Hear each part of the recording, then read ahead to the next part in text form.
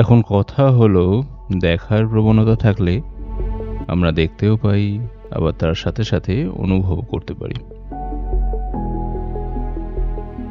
এটা একটা মাধ্যম হতে পারে নিজেকে ফ্রি রাখতে এবং হ্যাপি রাখতে।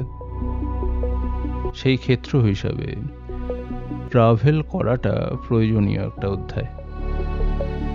আর সেই জন্যেই ট্রাভেল ইজ দ্য কি অফ হ্যাপিনেস। আর সেটাকেই বজায় রাখতে লাইফের বেশ কিছুটা সময় একটা নিরিবিলি অঞ্চলে ঘুরে বেড়ানো, সাথে সাথে সেখানকার মানুষকে বুঝতে শেখা আর তাদের সৌন্দর্যকে ফ্রেমবন্দি করা।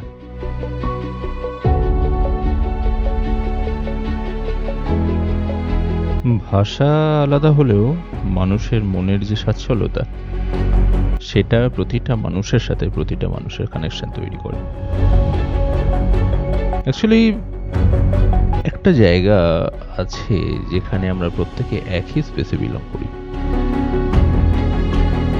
আর এই স্পেসে একে অপরকে বোঝার জন্য বা জানার জন্য অথবা খুঁজে পাওয়ার জন্য যেটা দরকার সেটা হলো একটা সঠিক মাধ্যম, যে মাধ্যম মানুষকে একে অপরের কাছে নিয়ে